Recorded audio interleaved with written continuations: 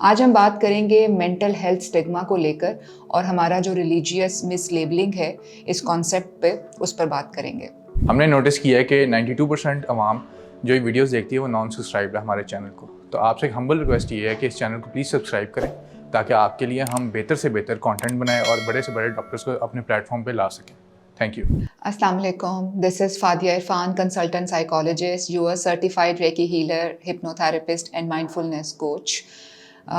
مرہم کے plate form پہ آپ مجھ سے کانٹیکٹ کر سکتے ہیں. میری انفارمیشن اینڈ ڈیٹیلس جو ہیں وہ یہاں پہ اویلیبل ہیں. مجھے فزیکلی ہاسپٹلس میں وزٹ بھی کر سکتے ہیں اور آن لائن کنسلٹیشن بک بھی کروا سکتے ہیں مرہم کے پلیٹ فارم سے. WHO ورلڈ ہیلتھ آرگنائزیشن کی ایک ریسرچ ہوئی تھی 2023 میں, جس میں یہ چیز سامنے آئی کہ تقریباً پاکستان کے اندر لیس دین 500 سائیکیٹرسٹ موجود ہیں اوور 250 ملین پاپولیشن کو ڈیل کرنے کے لیے, اور یوزولی یہ اویلیبل بھی بگ سٹیز لاہور, اسلام آباد اور کراچی میں ہیں. جو رورل ایریاز ہیں وہاں پر یہ فیسلٹی موجود نہیں ہے. اور اس پہ جب فردر ریسرچ کی گئی تو یہ دیکھا گیا کہ ایسے ایریاز میں جہاں پر کوئی بھی سائیکولوجیکل پرابلم فیس کرتے ہیں لوگ تو وہ اس کو ایک ڈفرینٹ سینیریو سے دیکھتے ہیں. وہ مینٹل ڈس آرڈر کنسیڈر نہیں کرتے, وہ اس کو جنات, شیاطین اور نظر بد جیسے چیزوں کے ساتھ ریلیٹ کرتے ہیں, اور اسی لیے اس کے علاج میں تاخیر بھی ہو جاتی ہے. پاکستان میں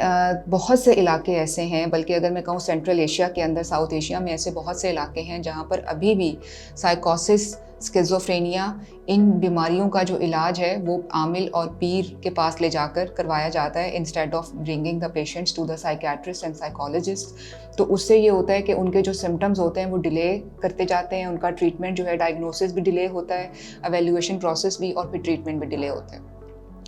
اس کی وجہ سے بہت زیادہ جو ہے وہ پیشنٹ کی کنڈیشن خراب ہو جاتی ہے. سندھ میں میں آپ سے ایگزامپل شیئر کرتی ہوں کہ سندھ میں ایک بچی تھی 19 سال کی, اور اس بچی کو جو ہے وہ سائیکوسس کے ارلی سمٹمس ظاہر ہونا شروع ہو گئے,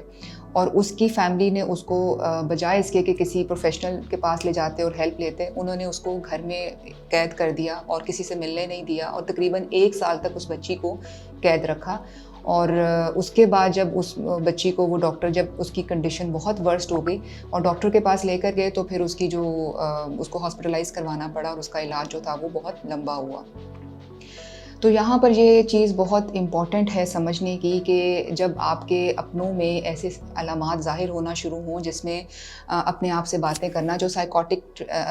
سائنز ہوتے ہیں جس کے اندر انسان کو وہ چیزیں نظر آتی ہیں, مریض کو وہ چیزیں نظر آتی ہیں جو کہ عام طور پر دوسروں کو دکھائی نہیں دیتی, اس کو ہیلوسینیشنز کہتے ہیں, ویژول ہیلوسینیشنز. اسی طرح سے ان کو ایسی چیزیں دکھائی دیتی ہیں اور سنائی دیتی ہیں, آڈیٹری ہیلوسینیشنز, جو دوسرے لوگ نہیں سن سکتے. تو ایسے جو مریض ہوتے ہیں وہ اپنے سے بات کرتے ہیں, اور بعض دفعہ جب اس کنڈیشن میں بہت زیادہ انٹینسٹی آ جاتی ہے, ایکیوٹ ہو جاتے ہیں, تو سیجرز یعنی کہ جھٹکے لگنا شروع ہو جاتے ہیں. اس پوائنٹ پر گھر والے یہ سمجھتے ہیں لیک آف اویئرنیس کی وجہ سے,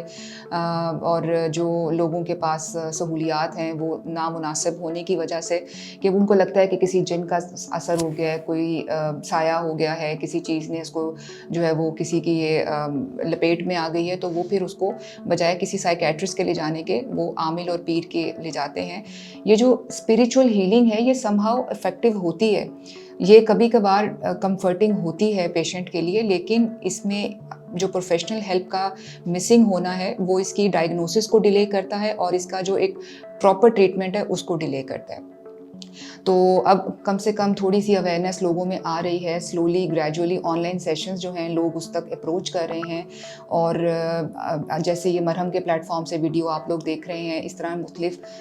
جو ہے وہ پلیٹ فارم سے آپ کو اویئرنیس دی جا رہی ہے کہ اگر آپ کو اپنے بچوں میں یا بچیوں میں یا کسی میں بھی اس طرح کی علامات نظر آئیں جو آپ کو نارمل نہیں لگ رہی, تو بجائے اس کے کہ آپ ان کو عامل اور پیر کے پاس لے کر جائیں, آپ ان کو ایک پروفیشنل سائیکیٹرسٹ اور سائیکالوجسٹ کا اپائنٹمنٹ بک کرا کے ان کی کنسلٹیشن لیں, اور جو ایویلیویشن اور ڈائگنوسس ہوتا ہے اس کے مطابق ان کا علاج کروائیں.